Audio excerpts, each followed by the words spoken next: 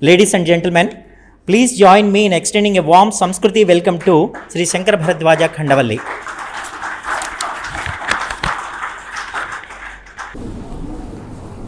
Sabhaya Namaha, Sabhapataya Namaha.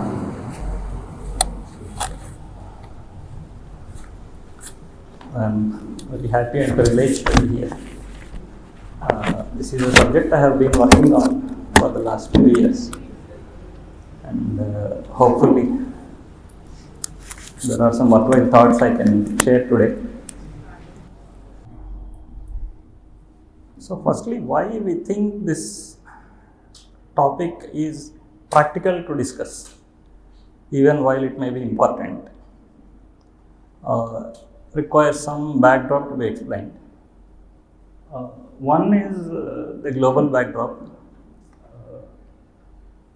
how the Eastern powers, the big powers, have decolonized in the 20th century, and how a lot of them are gaining power, establishing themselves as world powers in the 21st century. This leads to a natural progression where all of them start craving their own independent assertion, not just of their identity, but also their ways of life, their own models of running themselves, governing themselves, and teaching the world their values, spreading their culture. So this is one thread of thought that we will need to keep in mind. While we understand that in the mid 20th century, a lot of these countries have also accepted the prevalent dominant Western models as each nation suited itself, primarily out of survival fitness rather than any other considerations.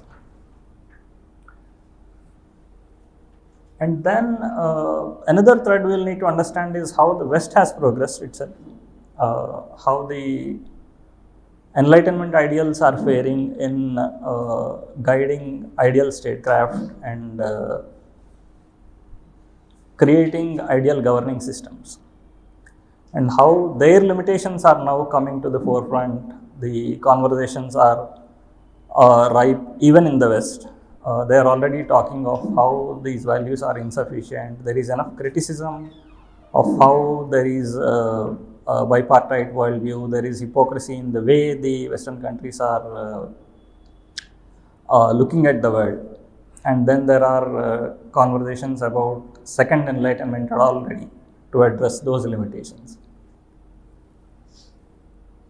So there is an understanding that while the enlightenment ideals look very universal on the face of it, individual liberty, representative government, all these things, that is also one thread that is progressing, although we in India are not very much exposed to it. And then the other thing that is probably more well known is the challenges that most of the open societies are facing because of the closed worldviews. Then the limitations that the nation state as a concept itself is facing, not just here but worldwide. So this gives us a very fertile ground to initiate a conversation on the fundamentals, the ideals based on which we can create collective systems. This is the external backdrop. Then there is an internal backdrop, specifically about Bharata.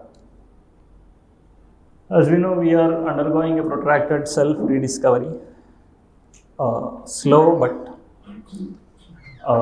definitely progressing.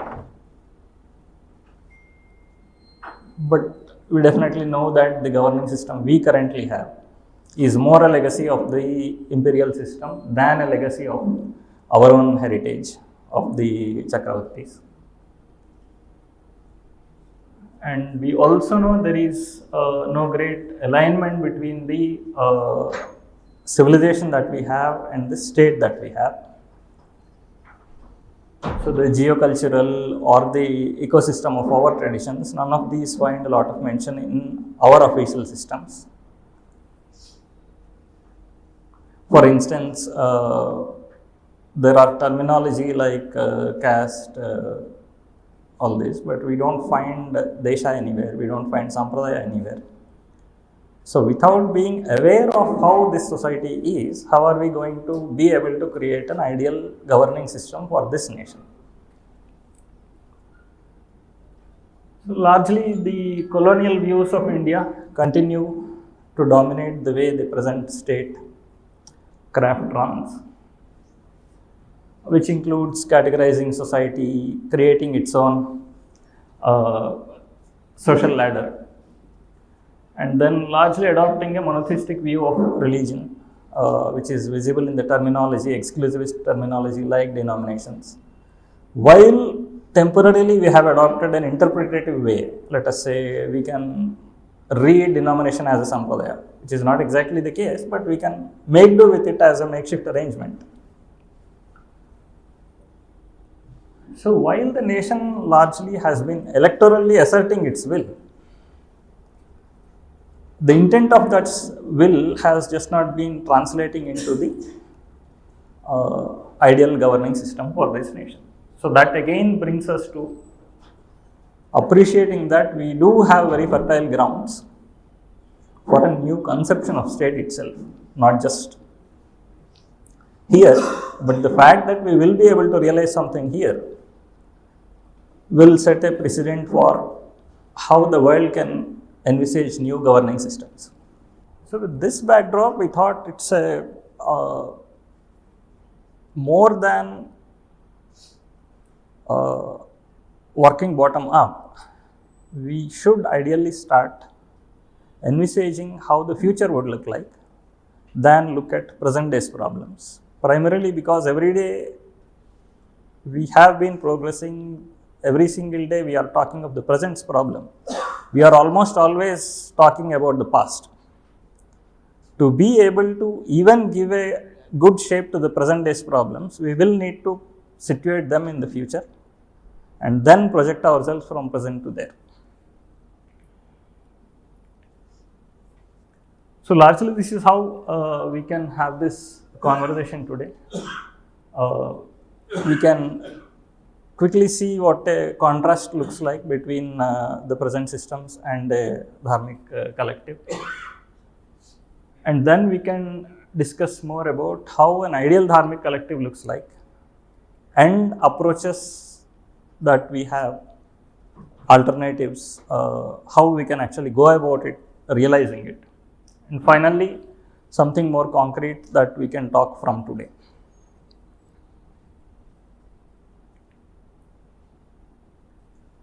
So given the vastness of the subject and the vagueness of many problem spaces in this, first thing we thought was we will require a theoretical frame to structure our thought. Then we can have a systematic discourse. So for that, one thought process we had was the four levels, four-level view. So again, this is nothing new, but we picked it from the Shruti, from the Purusha Sukta itself. Padosya Vishwa Bhutani Tripadasya Amritam Divi. So the manifest fourth leg is what we all get to see, but the three that are creating and governing it are both invisible and immortal. The details or the explanation of this, we will get a hint in the Purusha Sukta itself again. Dhata Prastad Yamada Jahara Sakra Pravidwan Parishacharasra. So it's a small story where Indra goes and learns what these four levels are from the Dhata or Prajapati. And that story is there in the Chandogya.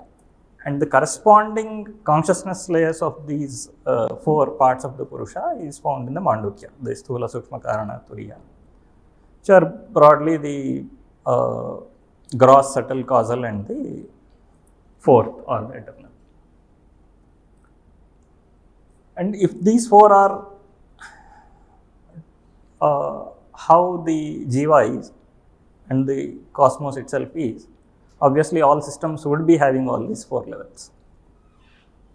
So in that sense, most of what we talk in the discourse today, the instruments that we have, the policies, laws, and the activism around those, is only the manifest 4th leg. And this is the effect, and dealing with the effect is not going to help us fix the cause. So in that sense, we will have to actually start from the primal cause. The cause that is resulting in what we see as laws and policies is the architecture of the state. And the architecture of the state is the subtle layer. It is creating the institutions which are channeling our collective energies towards ideal outcomes or desirable outcomes. And the institutions itself is an effect of a doctrine to realize which the institution is being carved out. This again, now in most of the modern systems, the doctrine is the starting point, as is the case with our constitution and with most of the modern constitutions. The problem is, if doctrine is axiomatic, it is unchangeable. So to be able to move from one paradigm to a new set of ideals, we will have to overthrow it most of the times through a violent revolution, which has been the case with the progression in the West. And this happens because doctrine is axiomatic, but doctrine itself, if we see as an effect, it is coming from a certain worldview. How we understand the nature of man, nature of the world, purpose of life. To realize which, we will need certain systems whose ideals have to be derived based on this worldview. Now, most of the problems we face today are because the doctrine is nearly axiomatic in the Indian constitution, as is the case everywhere. And we are not very prone as a society towards violent revolutions and overthrows.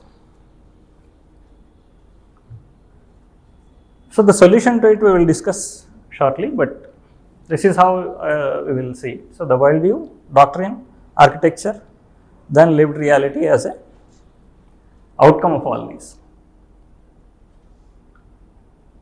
In that sense, constitution itself cannot be a cause but an effect. From the collective will, based on a certain worldview, a constitution gets generated from time to time, which has been the case in the West, but it has been quite organic there.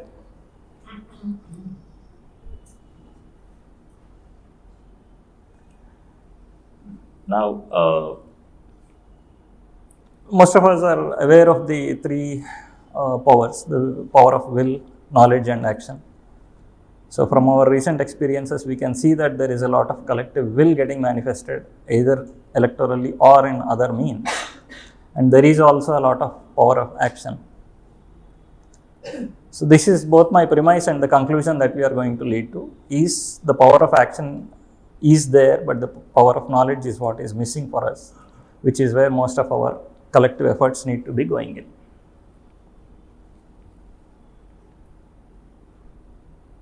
So, I would like to do a brief contrast between the constitution and Dharma Shastra. Not as much because this is unknown or it's quite popular knowledge, but still, just to be able to structure the discourse, maybe it deserves a thought.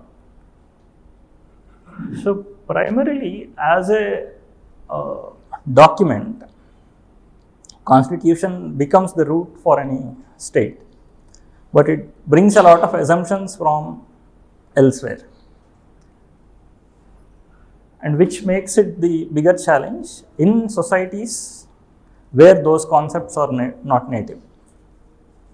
That's a fundamental epistemic problem.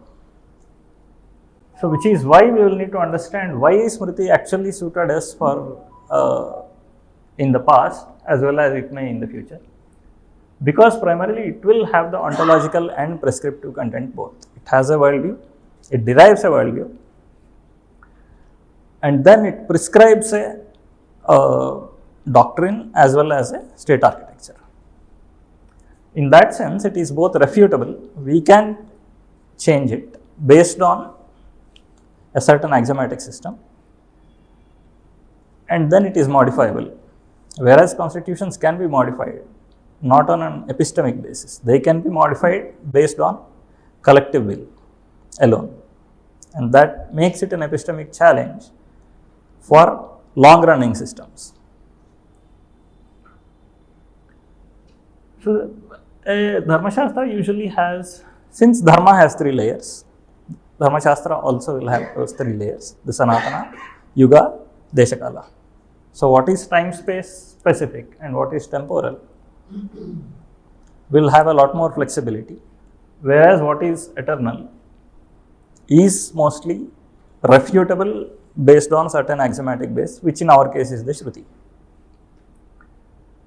So, constitution on the other hand does not assume or take into cognizance anything that is permanent. It does take cognizance of what is uncompromised, which we see in the form of the basic structure. But there is no assumption that there can be something permanent at all. Now, which again suits the way the Western civilization progresses, because every new system requires an overthrow of the old system. But the civilizations where we understand that there are the seeds that have to continue into eternity, this just doesn't work. But yes, it does have temporal content and it can be evolving.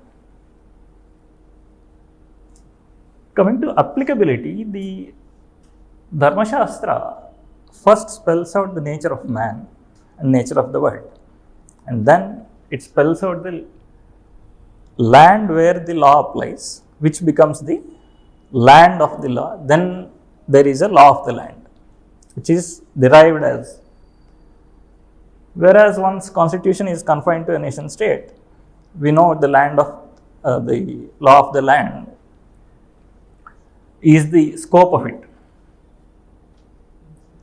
So again, because of this, there is an orthogonality, natural orthogonality of the institutions of the nation and the state that the Dharma Shastra understands, which is not understood by the nation state. So the constitution always assumes there is a nation state, where the geopolitical subsumes the geoculture. So the goals of the constitutions are very clear. The protection of rights, so there is a rights framework, which again derives based on a certain worldview. So the protection of those rights becomes an obligation of the state. And then execution of its own duties, the deliverance of the duties of the state. Whereas once we start with man instead of the state, we know there is a fulfillment, there is a purpose of life to fulfill which we will need to create all these institutions. So that becomes the primary goal. As a social model, this is perhaps not as discussed, but will require a lot more theorization for us, especially for Bharata, because we are not an organized society in the sense in which the West is. So we are largely an inherited society, and we have a very elaborate, complex matrix of institutions, which again we will discuss shortly. And how does this matter for us to be able to carve out a state? So this, for instance, tells us very clearly where the challenge starts coming once we start problematizing these the statecraft. So on the right is very simple how a modern nation state would look like. There is no, the geocultural is always aligned with the geopolitical. There is no challenge there, one nation, one culture, one language, it's all good. But that's not exactly how we are. So we do have an orthogonality between the cultural geography and the political geography, because the latter is temporal and the cultural geography is permanent for us. The deshas are not changing. So whatever deshas were there would be there today. because that is what defines the cultural subunit. So the political geography is carved out taking cognizance of the cultural geography and then carving out political and administrative units to be able to align with that cultural geography. So that's one of the biggest design problems that we will have when we start embarking upon how we can envisage a state for this nation. So what do we need to then understand about this dharmic collective so that we can have a more meaningful conversation about carving a state for this collective? One is the four-level view. Once we appreciate the four-level view, then how do we have systems for this based on this? So like we discussed, the four levels are there: the gross, subtle, causal and absolute. Now when we apply it to the system design as a lived reality, we have the experience of a working system, so we only see the outcomes, and then there is a feedback loop which feeds into the system. The subtle layer or the layer of the institutions is where we have the institution architecture. Then we have the incentive system, which is channelizing our collective energies. For this, the text level would be prescriptive. Largely, if we have to look at a text, the state architecture is there in the constitution. In the traditional text, it would be found more in the Arthashastra. And then going further above to the cause of it, the doctrine is what we would find in the Dharma Shastra, from which it derives a state architecture. And the policy is what we find in the Niti. So we will have the Dharma, Artha and Niti. So the Dharma Shastra, correspondingly, in the modern constitutions, we just don't find that element at all, because that is the ontological content. The normative and the prescriptive is what we largely find in modern constitutions. So this, for a quick summary, the Shruti and Dharma Shastras is where the ontological content is. The doctrinal content is found in the Dharma Shastra and in an axiomatic way in the Arthashastra to be able to derive it further. And then the illustrated Dharma Shastras, which are the Itihasa and Purana. The architecture is where is what we find in the Arthashastra, briefly in Niti. Then the illustrated Niti, like Panchatantra. And its manifestation would be an ideal free society. So to take a brief example of how this continuity manifests in the text, from the Shruti we can take the popular or the most celebrated example of the Vishnu Suktam, where it is said, right? Trini pada vichakrame Vishnu Gopa adabhya tato dharmani dharayan. So in 3 steps he has scaled the 3 worlds. He is protecting those worlds, he is the Gopa. And then he is upholding the dharma in all these. So, establishing and upholding. So, if we see in the Raja Dharma, we will see mostly a counterpart of this as the responsibility of the Samrat or the nature of the Samrat. Raja is the Palaka and he has to protect the Dharma. Is it not common sense? Yes, in a way. But then the fact that we have an epistemic basis from an axiomatic text, which we are deriving into a seed text for statecraft, makes it possible for us to structure the discourse, make the content refutable, evolve it, and make progress. It doesn't have to be imposed as a collective will or wish of some leadership.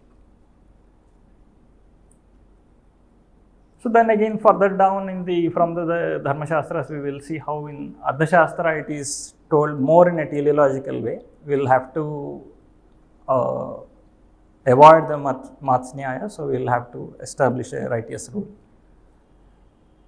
Whereas in Niti, it is more given as a metric of success of the ruler. The ruler who is doing all this is a successful ruler. So, from the ontological, it has become teleological, it has become normative, then it has become prescriptive. There is a flow of the nature of the content itself.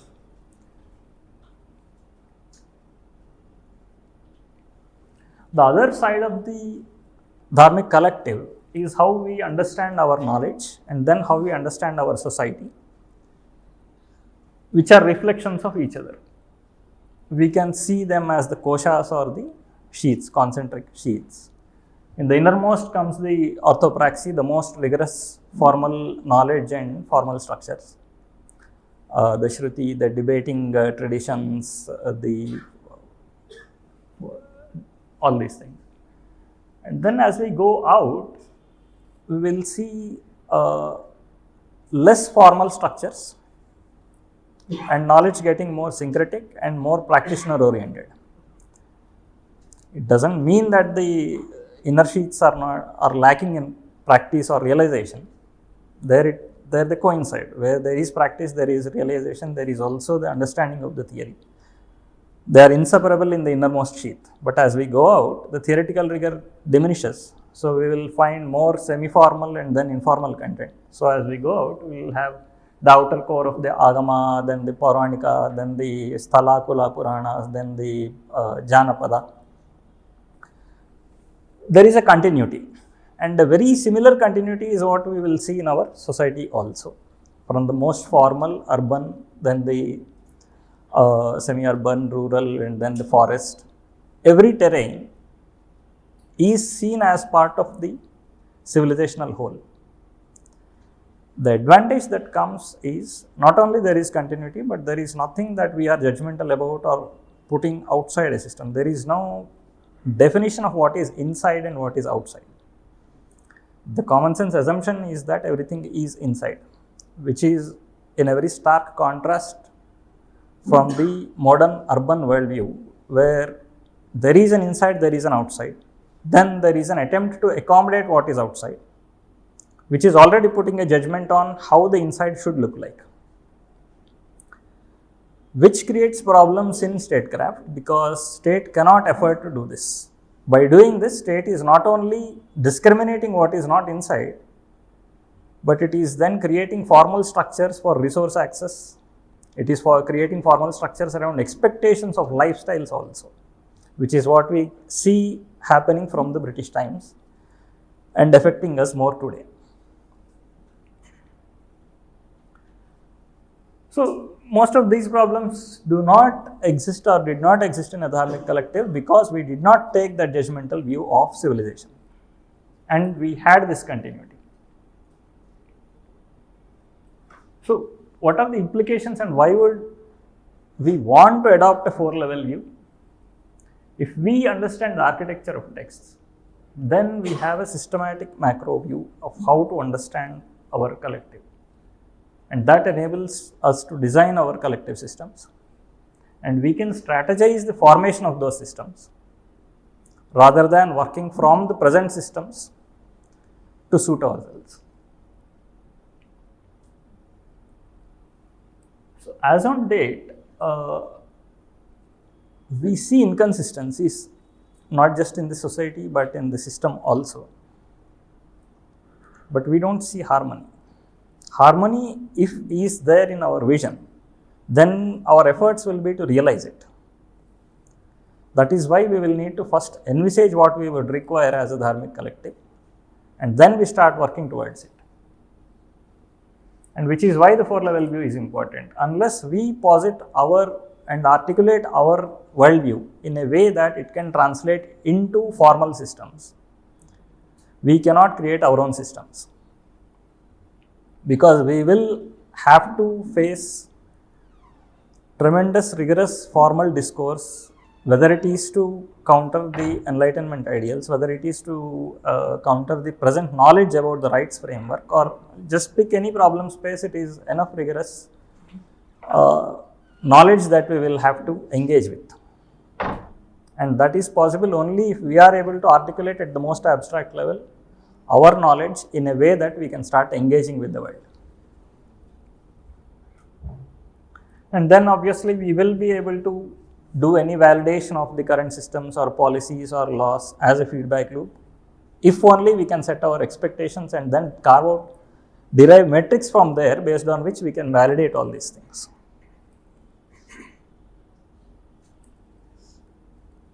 Which obviously is not the case today. To be fair, 1947, whatever be the situation, we did adopt a model, and the intent was probably to ensure we suit ourselves as a nation.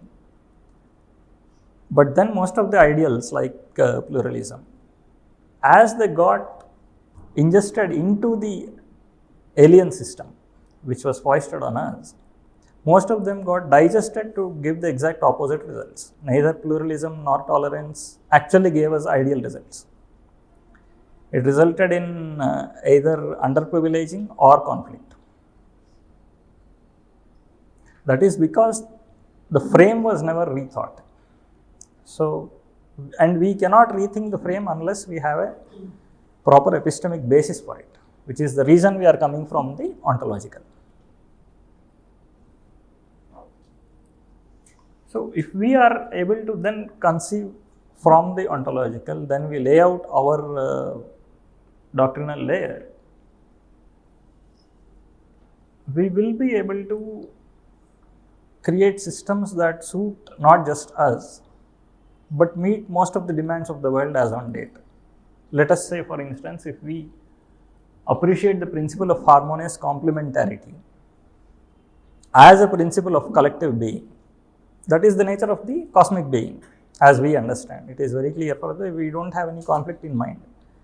All the duals in the world, the Ishvara, Maya, Prakasha, Vimarsha, all these Shiva, Shakti, Purusha, Prakriti, all of them are harmonious, inseparable, complementary duals. In a bipartite worldview, on the other hand, we will have the conflicting duals. They are complementary but still conflicting. The believer, non-believer, insider, outsider, right?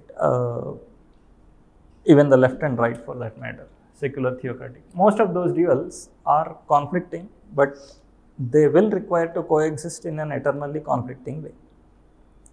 Which means that the institutions we design will inherently have conflict. They are built with conflict as a worldview, which is playing out in most of what we are seeing today. So, unless we understand or appreciate that there has to be a formal articulation of these principles like complementarity, like causation, in the way we understand our collective being, we will not be able to bring them into a working system.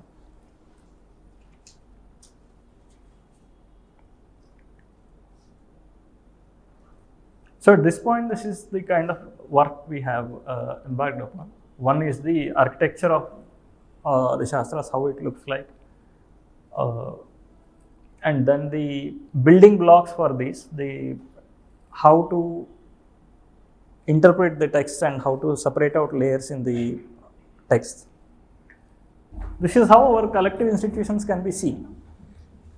So there is a micro, there is a macro, and at the macro is what we see the causation theories, the pantheism, the Vishwarupa, then the Triguna, Varna, all these things. After your question, I will take mic. So in the left is the time function, which is the Sampradayas, It was the Guru Sishya lineages, all those. constant. The right is what we see the Please ask. social collectives, the Desha, Kula, all these. In the middle is the hierarchical power structure, which is the Rajya or the state. So there is an orthogonality, three-way orthogonality between the time function, the power function, and the social institutions. So going further, we thought there could be two approaches in going about how we can realize a Dharmic collective. One is the system reform. We have a system, we will work through it, we will try to subvert it, insert our values, and then eventually take over. It will have its own advantages and disadvantages. So, but then the fundamentals will be there. The doctrine of the state will remain for a good part. It will be unchangeable in the near foreseeable future, and then we will have to use interpretative ways to read the existing ideals in our own light. So, it's being tried, it's not unknown, but then that's one method or approach. And then work through the system until there is enough consensus that we can build to fundamentally replace or transform it. The second approach is system design. We go back to the drawing board. You actually articulate and envisage how we want our future to be. And then we start putting elements, the theoretical elements, create the discourse, and then we go to the point where we can transform the current system by generating consensus. How these two differ? One is in good problem solving, right? I mean, it's usually said you state the problem without assuming too much about the constraints. Articulating the problem in a way we assume the present constraints itself is a hindrance for us to stating it the right way. While solving the problem, we apply the constraint, not while formulating it or envisaging the future that we want. So, in that sense, I have always leaned towards the latter so that we can synthesize and generate the knowledge required. This is how the system reform looks like. It's probably something that already some people are working on. So, we will need to change it. We will need to understand how to interpret all the existing principles of the Constitution. What does fraternity mean? What does equality mean? What do the liberties really mean? And then, in the light of how a Dharma collective looks like, try to reinterpret all the modern values so that through a intensive judicial activism and other means, we will start forcing the system to see the meaning that we want in the terms that it has stated. For instance, recently it has happened, which is denomination. Now, we know the problem that we have with denominations. But in the Hindu constitution, there is a term, sampradaya, used for denomination. So, they said you can't apply a term that doesn't apply to the country and then give judgments in that light. So, you will have to interpret it in a way that it applies to this collectivity, which we have as sampradayas. So, you have to treat sampradayas as denomination when you are passing judgments, and this was the argument made in the Supreme Court. It worked for to some extent. Obviously, it will have limitations because denominations comes from a exclusivist view. So, it is not understood that the natural organic overlaps that we have in sampradaya ecosystem would be seen. So, there will be limitations, but then there are ways by which we can actually start making changes to the system through rigorous judicial activism. In that light, once the interpretations change, then the laws eventually get changed. When they are reading it in a different light, why do they have that terminology? So, eventually the legislative will have pressure to change. Then that will result in institutions start changing their own mindset. It's a long process, but then it happens whenever it happens, which again further then leads to economic, educational and all other. So, in every sphere this kind of activism can happen. This is how system reform looks like, but essentially we assume that there is a form and then we will need to change it.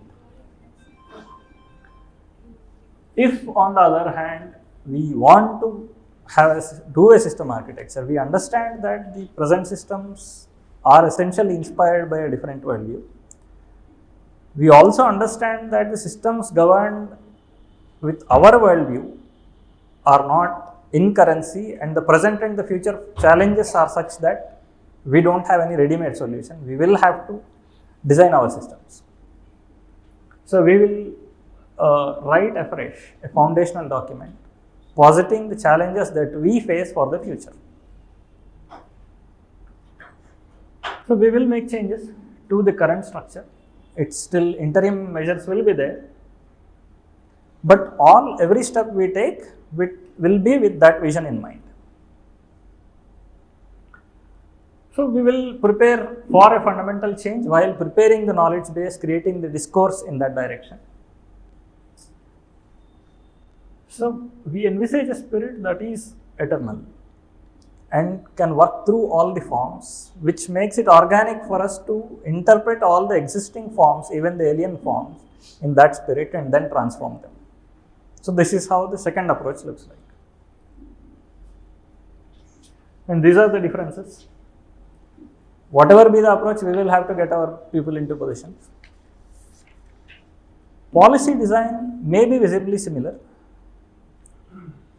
but institution design will fundamentally be different, because if we are adopting a dharmic worldview, the entire institutional architecture will be holistic. It will not be reductionist, it will not be based on the separation of powers, it will not be based on individual rights. So institution design will be fundamentally different. State design will be different. And then the theoretical frameworks will be there. We will have epistemic frames to debate the frameworks. So it will be more meta conversations about what kinds of frames really suit us. And then worldviews is where most of the difference is. And this is not a place where we will have to convince anybody why our worldview is superior. Each society is entitled to its own worldview. The question is, how exactly is our worldview getting realized in our institutions? So again, our premise that we started with, the grounds are fertile for a change. It's not that while all the populist problems are there, the requirements are also huge. This is not a society that can progress much with the present hindrances, the systemic obstacles. But we have not brought into the discourse what is the nature of what is to be in the future. And that is, once that starts happening, there will be a fundamental change in the discourse. And that's exactly how the recent successes have been. Whether it was the recent electoral success, or before that the Ayodhya movement, it was the Dharma Rajya slogan or the dream that mobilized the country. And then obviously capturing the discourse not just towards goodness, but towards aspiration, a futuristic aspiration. It was again the aspirational discourse that brought major changes even in the recent decades. And political correctness, the preemption of discourse out of compulsions is something that it's high time it changes. It is fine, I mean, political compulsions are understood, political correctness is not necessary. There is a line between them. For instance, it is fine to say today we require this. It's absolutely not needed to say we can't have alternatives. So there has to be a positive set of aspirations, and then feasibility, and why can this even not happen is the kind of positive discourse that we will need to create about what we are to realize. Again, the missing piece between the will and action, which is the power of knowledge, that I would like to re-emphasize. The generation of knowledge has died down because on what are historic reasons. What is happening is, while there is the popular layer where there is dissemination happening, entire inner sheath of our knowledge traditions is in a preservation mode, and that is a known reality. How do we bring that out? How do we articulate, how do we get ourselves to be able to articulate things in a futuristic way? That requires realizing this as a living knowledge system and then revisiting its formal structures so that we will be able to articulate things, start the debates, refutations, bring them into active discourse. Some case studies that we can see where we can, while we have discussed the contrasts. So let's say rights framework is there. This is one of the biggest problem that we have today. Again, as we discussed, it's not easy to get away because there is no other viable instrument that can confine the power of the state. But then, if we take a step back, where does it even come from? So man should have rights, they have to be protected by the state.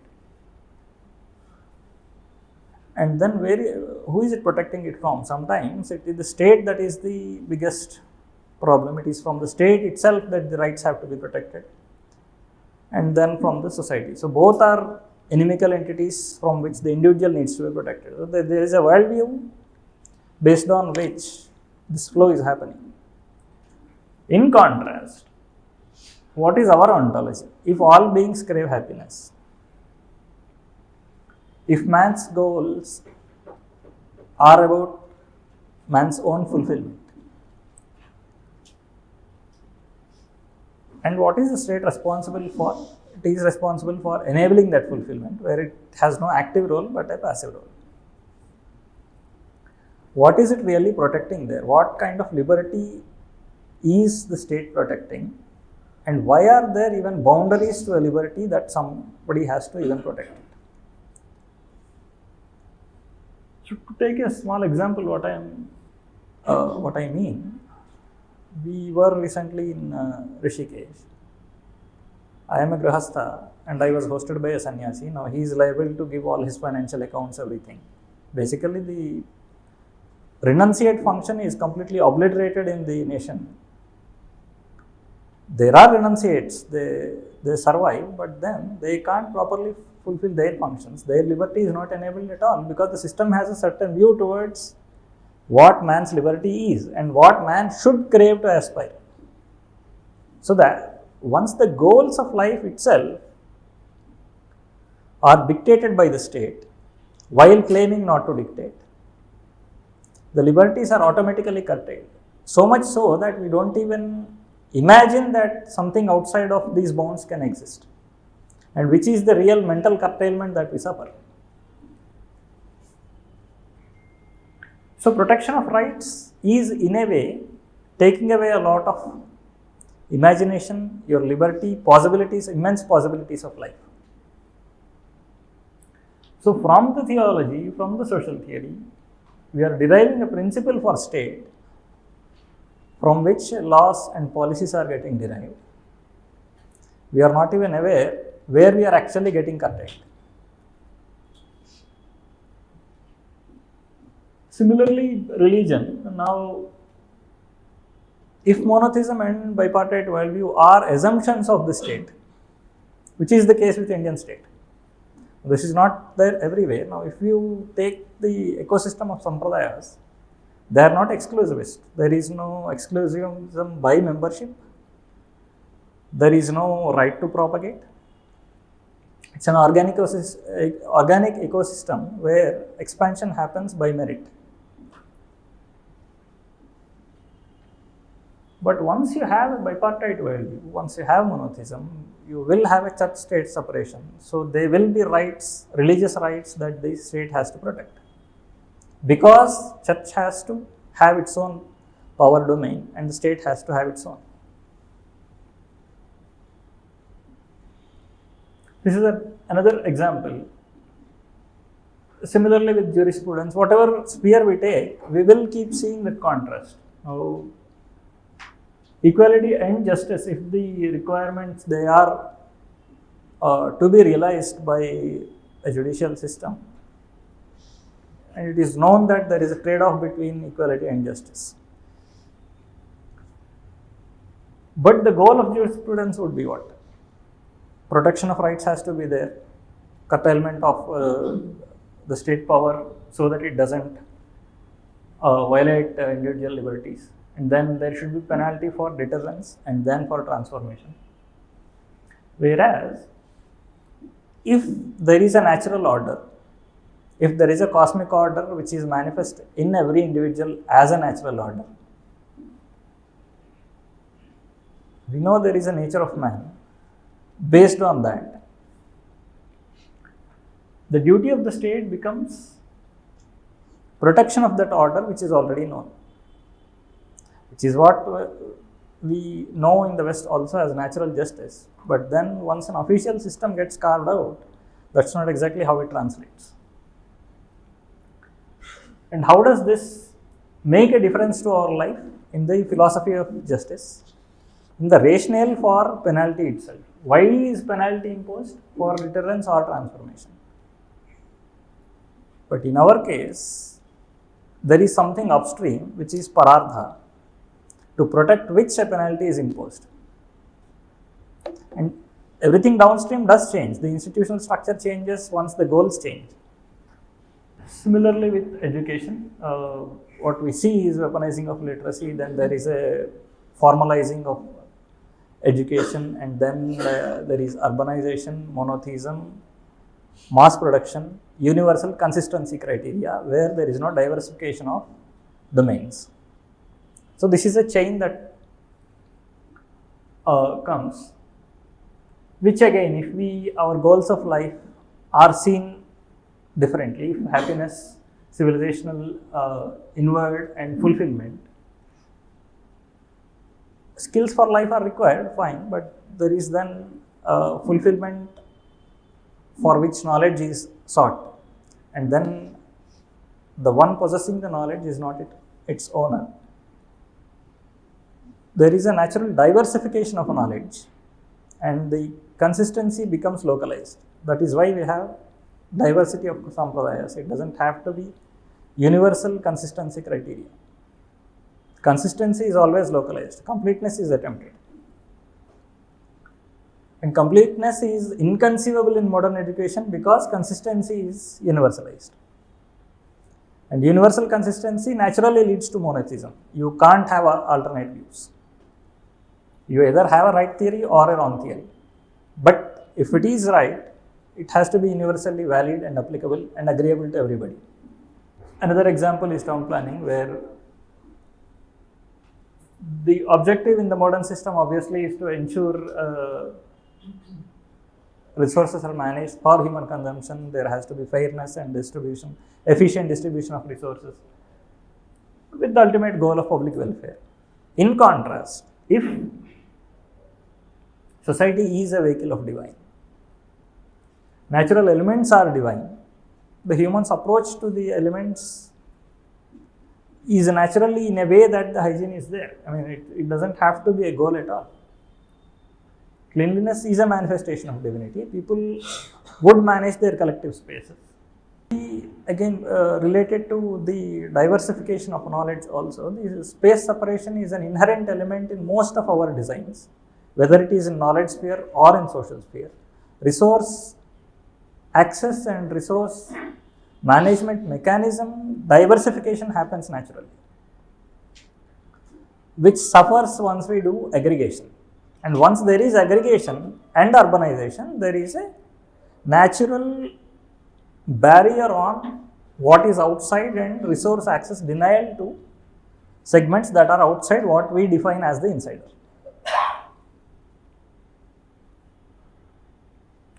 So which basically means that we cannot have any space separation, which means there can't be diversity. All this flows, and which creates duress on the society. So how can, so this is one wish statement. So, but then we're trying to realize what a Dharmic collective can look like. So we want a Bharat of future, let us say by 2047 or maybe 74, whenever it happens. It has to be beyond the known norm of what a superpower is today. It can't be just materially superpower.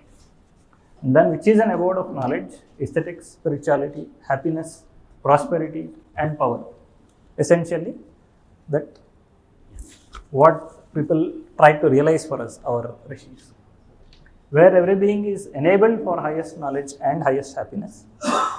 Where people live harmoniously, non-acrimoniously, and contribute to each other's well-being, in which dharmikas are primary citizens, but we accommodate everybody else, where man does not need to run helter-skelter for justice, there is timely justice, where crime is minimal, innocent are fearless in their public expression, while being accountable on their expression. where people pursue their highest fulfillment according to their own traditions, without fear of judgment, where there is no shortage of resources or avenue towards pursuing highest fulfillment, where human is measured by character and knowledge, not merely money and power, where public spaces are clean, sacred, beautiful, worth craving to live in, where there is fair taxation, where wealth generation is possible without fiscal or character corruption, where the state protects the wealth generator and the wealth generator funds security rather than state owning security. Then the wealth generator invests in righteous activities, where all occupations are of divinity and dignity, and people have the freedom to pursue them based on their own ability and inclination, ruchi adhikara, where each individual, group and tradition has the space and liberty to practice and propagate by merit, not necessarily by right, where officers officiate and do not pretend to serve, to provide ideal governance, where warriors are proud of protecting the land, not just the land and people, but also the ways of life, and realize their own highest ideals, like the ace warriors like Rama and Arjuna, where protection of geopolitical boundary is not an underdog's achievement, but the assurance of a world power, where the Bharata, the Rajya, is seen as the protector of Dharma. So now how we go about it, again we can go into it, but essentially if we are able to articulate our collective will in terms that are meaningful, non-controversial, and something that gives very clear direction to the state system, so that it can take these as goals, and then it is very easy to say that this is the direction in which each of the institution has to transform itself. So with this I would like to end. Yeah. Thank you, sir. So, yes, sir.